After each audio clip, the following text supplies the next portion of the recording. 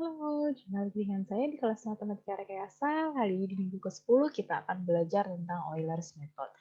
Nah, Euler Method ini sebenarnya tentang apa sih? Ini kita masih berbicara tentang persamaan diferensial biasa ya. Dan kemarin, di minggu kemarin kita sudah membahas bahwa dalam persamaan diferensial biasa itu bisa diselesaikan dengan berbagai cara ya. Cara yang paling mudah kalau kita bisa menghitungnya dengan baik gitu ya, bukan sesuatu yang rumit, itu kita bisa menggunakan metode analitik ya. Secara analitik bisa pakai kalau bisa disubstitusi Y sama dengan Vx ya disubstitusikan. Kalau bisa langsung dipisahkan variabelnya saja, X dengan X, Y dengan Y, maka kita langsung pisahkan saja. Kalaupun mereka nggak bisa, berarti kita bisa pakai cara yang lebih rumit, yaitu menggunakan integral faktor gitu ya, faktor integrasi atau faktor integrasi. Jadi nanti tapi harus bentuknya dy per dx plus py sama dengan q gitu. Nanti akan kita cari faktor integrasinya seperti apa, baru nanti kita ada rumus yang lain yaitu y kalikan dengan integral faktor sama dengan integral dari integrasi faktor dikalikan dengan apa ya ini dengan Q ya, dan kemudian baru diselesaikan integralnya yang ada di dalam. Nah, kemudian kalau suatu persamaan diferensial biasa kemudian menjadi sangat rumit untuk diselesaikan dengan cara-cara metode analitik, nah saat inilah kita harus menggunakan metode numerik. Nah, sebenarnya kalau kita punya persamaan diferensial ya, saya gambarkan misalkan kalau kita punya eh, gambarnya persamaan diferensial biasanya, misalkan, oh sorry, di sini Y, di sini X gitu ya, kalau misalkan kurvanya seperti ini. Nanti kita punya dy per dx adalah merupakan sebuah fungsi xy gitu ya. Nah, kalau kita sebenarnya yang mau kita cari di dalam persamaan diferensial biasa, kita mencari true solution ya. Kita mencari solusi yang sebenarnya gitu. Solusi yang sebenarnya berarti yang ada di grafik-grafik tersebut. Jadi, saya ganti dulu titiknya. Jadi kita maunya sebenarnya adalah mencari yang titik-titik yang berada pada garis tersebut gitu.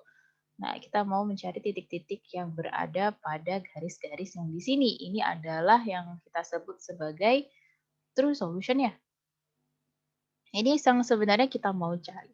Tapi guys, nggak segampang itu untuk mencari true solution gitu ya, karena belum ada secara matematis atau secara analitis atau secara numerik, itu bisa kita langsung mendapatkan dari titik ini, kemudian kita dapatkan titik berikutnya ini, itu tidak seperti itu.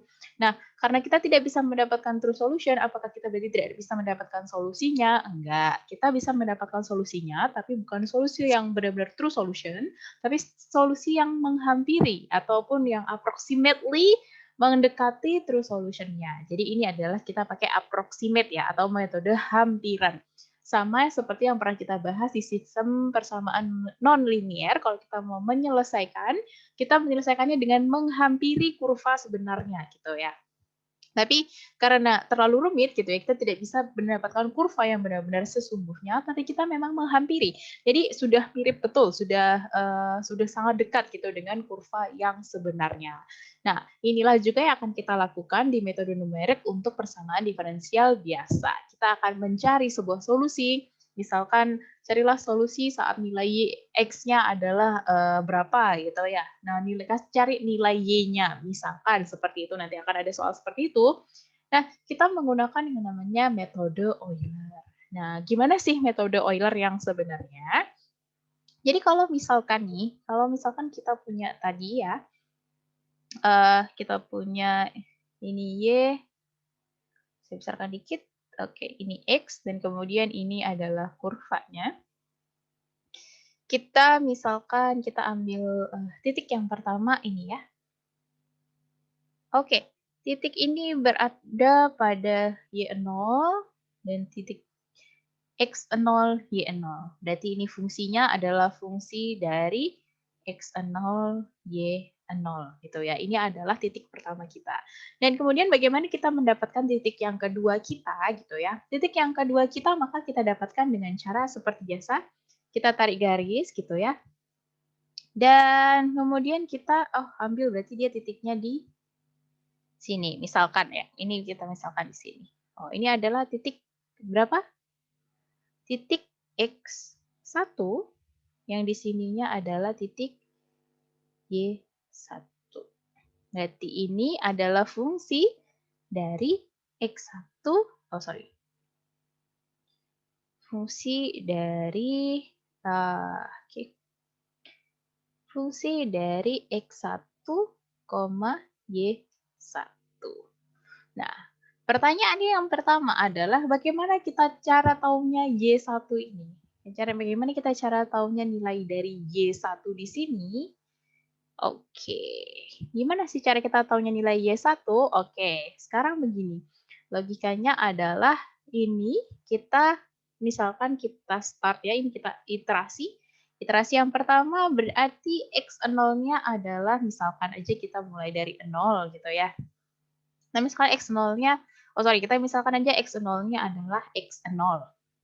Kemudian kita punya, Y0-nya adalah Y0 gitu ya. Kita punya Y0-nya adalah Y0. Oke, nah kemudian apa? Untuk iterasi yang kedua, X1. Kita punya X1. X1 ini nilainya berapa? X1 bisa kita lihat nilainya adalah X0 dengan berapa pertambahannya ini kan ya. Nah, berapa pertambahannya ini? Pertambahannya ini itu kita kenal sebagai yang namanya step size. Step size bisa kita gambarkan atau bisa kita notasikan sebagai H. Step size ya. Berarti nilainya X1 itu gimana? Berarti nilainya X1 adalah X0 ditambah dengan si step size-nya tersebut. Ya, oke. Berarti nanti kalau kita punya X2, gitu, nanti kita bahas lagi deh. Kita bahas ini dulu. Dan kemudian kita punya Y1. Y1 tuh gimana? Y1 ini berarti kan ada ini ya, ada berapa pertambahannya ini ya? Berapa pertambahan. Jadi kalau misalnya kita gambarkan ini Y1, ini Y0-nya ya. Ini titik Y0-nya, ini titik Y1-nya gitu. Ini Y0 yang di sini, yang ini Y1. Berarti kan ada pertambahan ini ya. Ada pertambahan di sini. Berarti kan dia Y1 ini adalah Y0 ditambah dengan si pertambahannya ini. Nah, masalahnya pertambahannya ini berapa? Gitu. Pertambahannya ini berapa? Nah, sekarang kita lihat segitiga yang di dalam itu. Kalau di dalam sistem persamaan nonlinear, kalau kalian ingat, ini slope ya. Misalkan kita ini ya, ini slope. Yang ini slope gitu. Yang ini pertambahannya gitu ya. Ini kita sebut sebagai rise. Kemudian yang di sini adalah run. Di mana kita tahu run-nya ini adalah sama dengan step size. Sama ya? Ini ke sini kan ya, berarti ini ke sini juga adalah X0 kurangi 1, berarti step size-nya dia adalah H. Berarti run-nya ini adalah bisa kita tuliskan sebagai H. Gitu. Dari segitiga ini, tentu aja pakai trigonometri, kita tahu bahwa apa? Bahwa slope, kita tahu rumusnya slope itu adalah rise per run. Di mana slope itu, oh sorry, saya gambarkan pakai ini dulu deh.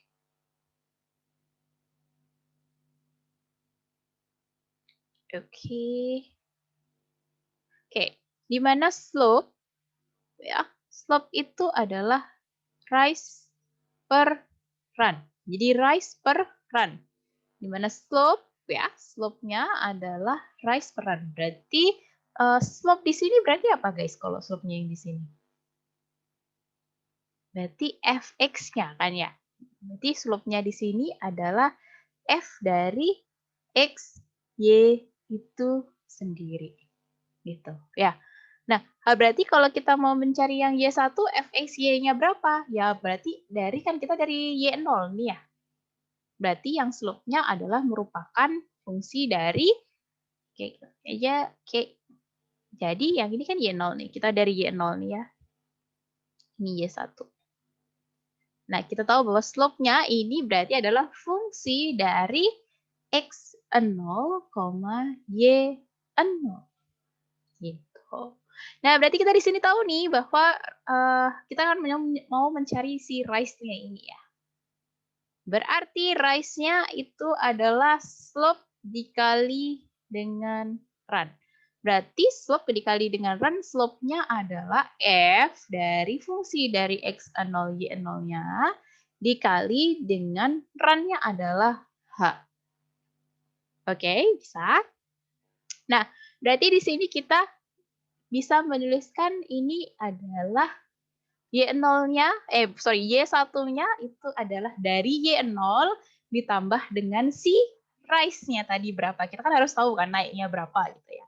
Nah, si rise-nya berapa? Rise-nya adalah H dikali fungsi dari X0, Y0.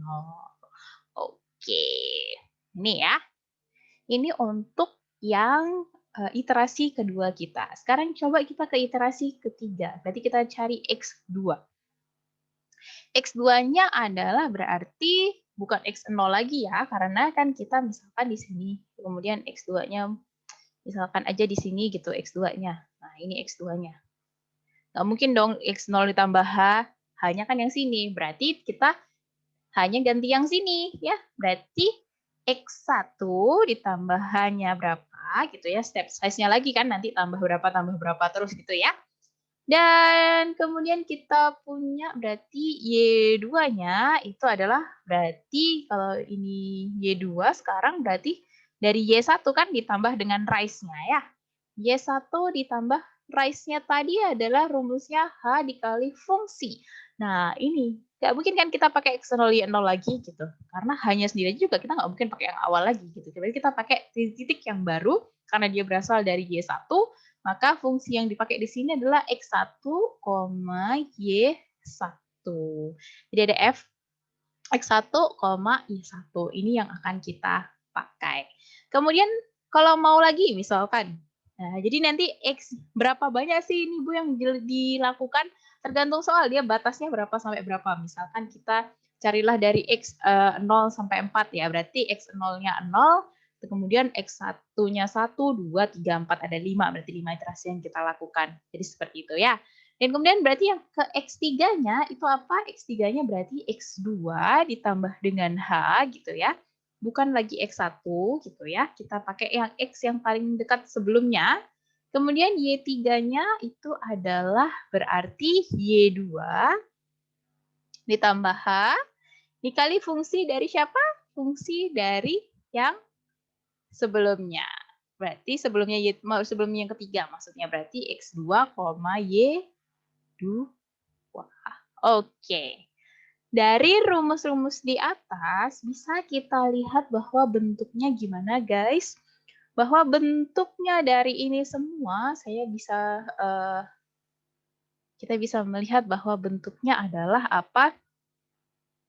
Oke, bentar saya coba. Kayaknya nggak enak dilihat ya. Oke. Kita pakai ini aja. Berarti bentuknya seperti apa? Bahwa nilai xn itu adalah X. Kalau ini 3, ini 2, berarti kalau N-nya 3, berarti 2 adalah X. N min 1, gitu ya. Ditambah dengan H. Oke. Dan kemudian YN adalah, kalau ini 2, berarti YN min 1 ditambah H dikali fungsi dari X. Ini 2 ya, berarti N min 1, Y N min 1. Oke, kita punya rumus terakhirnya adalah ini. Rumus terakhir inilah yang kita sebut sebagai Euler's Theorem. Ya, jadi Euler ini bacanya. Euler method itu adalah intinya adalah menggunakan rumus yang ada di sini. Ini pakai rumus yang ada di sini gitu ya guys ya. Itu adalah intinya dari Euler method dulu. Jadi ini tolong dipahami dulu, dicerna dulu dengan baik sebelum kita ke contoh soal nih ya.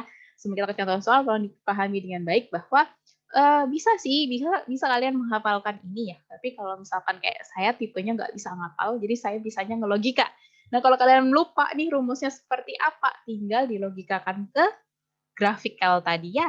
Grafiknya ini seperti apa, kita melihatnya slope rise run-nya gimana gitu, baru kita tuliskan, itu juga boleh. Jadi kalau kalian bisa menghafal, kuat menghafal, silahkan dihafal gitu ya. Tapi kalau saya nggak kuat suruh menghafal, jadi lebih mending saya melogikakan gitu. Jadi dilogikakan dari sini. Oke, itu dulu penjelasannya tentang Euler method. Tolong dicermati dulu, baru nanti kita ke contoh soal. Oke. Oke, baik, kita lanjut ke contoh soal ya. Misalkan aja nih guys, saya punya dy per dx itu nilainya adalah x plus 2y, di mana kita harus mencari nilai y saat x-nya 0,4 gitu. Di mana bahwa nilai y 0 itu adalah 0 gitu. Step size-nya atau nilai h itu adalah 0,1. Ya, kita pakai metodenya Euler method gitu ya. Nah, seperti biasa kita mulai startnya. Gitu ya. Startnya gimana? Startnya dari 0 ya, x-nya 0 sampai kita harus mendapatkan 0,4. Berarti startnya yang paling pertama x 0-nya adalah 0. Berarti kita punya y y 0-nya berarti 0 ya, saat dia 0. Oke. Nah, di sini saya tuliskan di sini aja ya biar nggak repot gitu nanti waktu kita menghitung y1-nya. Kita tuliskan f x, y. X0, y0. Berarti f saat dia 0 sama 0 itu adalah berapa? Masukin sini ya. X-nya 0 ditambah 2 kali 0 berarti dia tetap 0. Oke. Sekarang kita ke iterasi kedua. X1-nya berapa, guys? X1-nya berapa nih kira-kira? 0,4 enggak. Step size-nya berapa? 0,1. Berarti X1-nya nambah 0,1 dari si X0. Berarti di sini 0 tambah 0,1 adalah 0,1. Y1-nya. Y1-nya berarti berapa? Y1-nya pakai rumus. Ingat ya, Y1-nya pakai rumus. Yaitu apa? Rumusnya adalah step size dikali sama fungsi dari X0, ya Xn min 1 ya, sama Y0. Nah, berapa ini step size-nya? Oh, saya agak ke kiri dikit ya, biar ini ada ruang untuk F berikutnya. Y1 adalah step size dikali F X0, Y0. Berarti step size-nya berapa? 0,1 dikali sama berapa? F X0, Y0. Kita udah hitung di atasnya. X0, Y0 adalah saat dia 0,0, nilainya adalah 0. Jadi kita punya Y1-nya adalah 0. Nah, kemudian kita cari lagi. Fungsi dari X1, Y1, X1-nya berarti udah ganti 0,1 ya, sama si 0 Y-nya. Oke, kita masukin.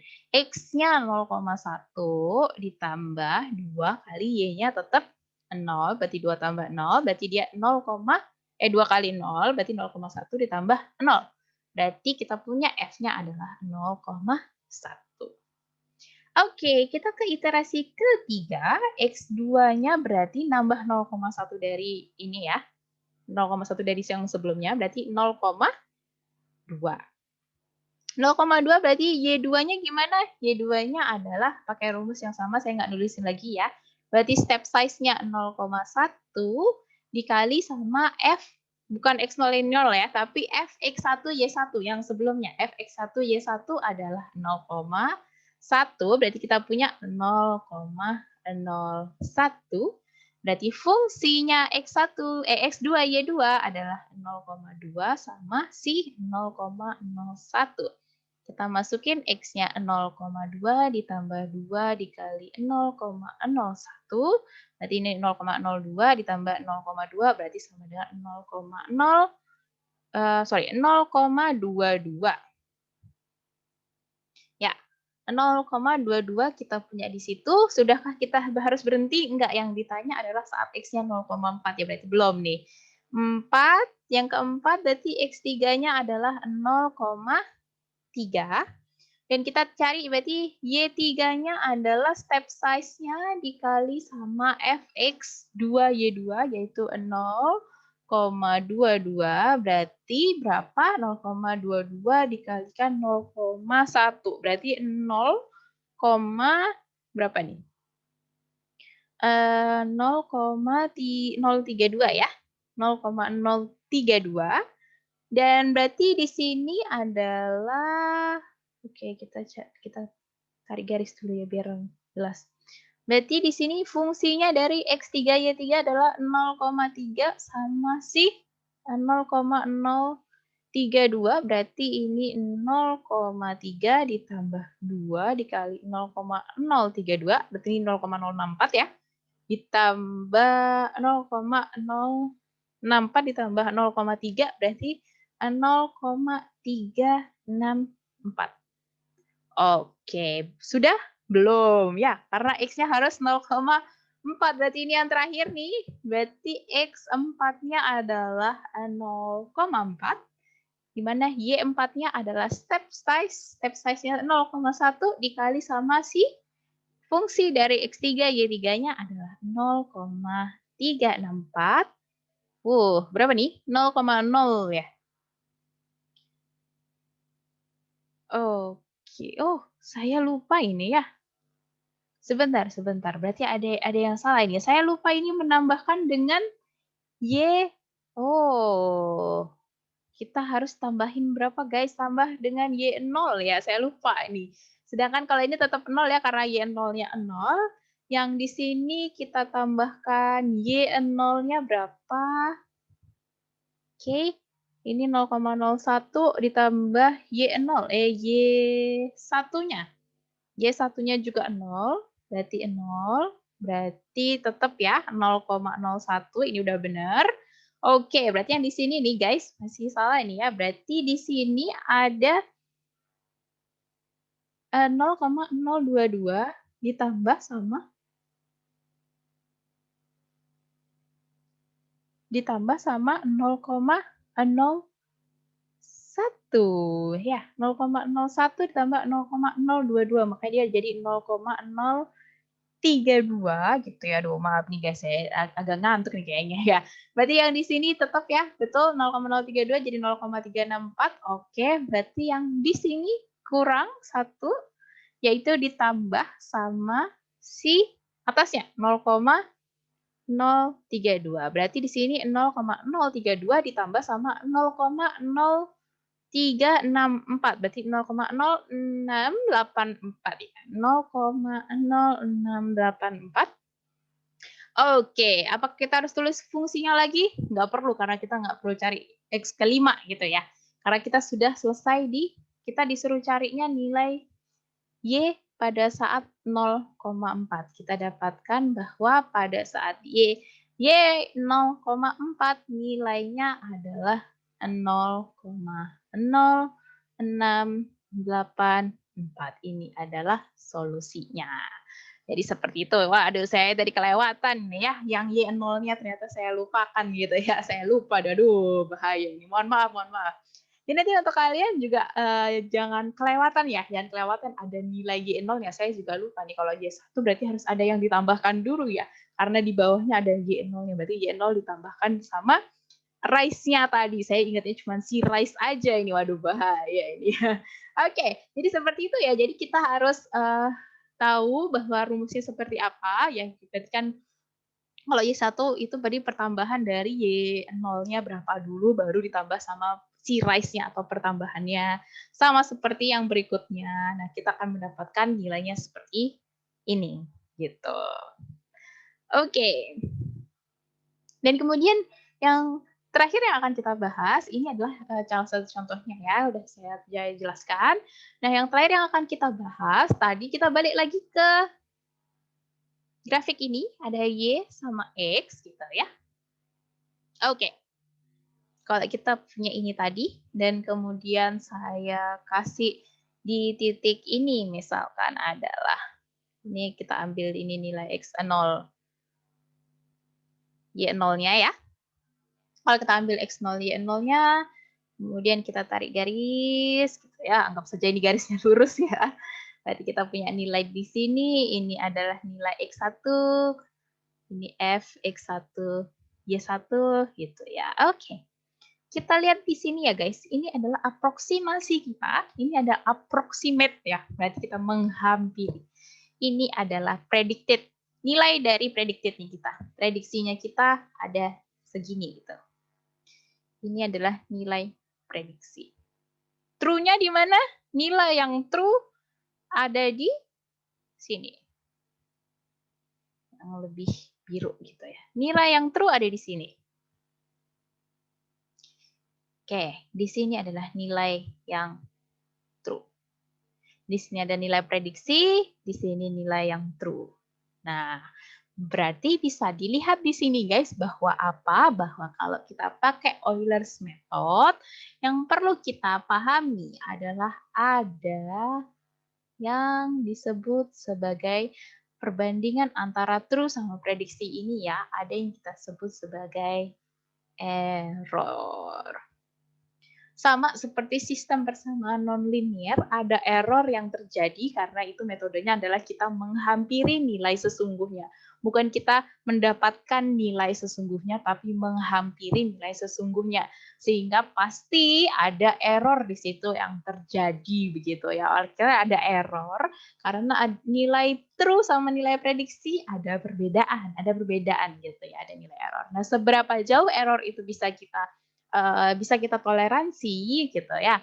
Itu tergantung nanti kalau misalkan kita ada di perusahaan ataupun ada di kita sedang mengalami sebuah masalah, kita mencari solusi. Nah, errornya itu tergantung dari bagaimana kita melihat bahwa boleh nggak sih toleransi error sebesar itu. Nanti akibatnya apa gitu. Akibatnya apa ke dalam produksi atau ke dalam apa. Nah, nilai error itu seperti itu. Jadi sejauh apa kalian bisa menerima nilai error itu gitu. Nah, ini ada nilai error di sini. Nah, nanti akan kita bahas lebih lanjut di kelas ya. Nilai error ini gimana sih nanti cara kita menguranginya gitu ya. Gimana sih cara kita menguranginya, kita akan bahas di kelas saja gitu ya, dengan kalian mengerjakan salah satu soal gitu ya.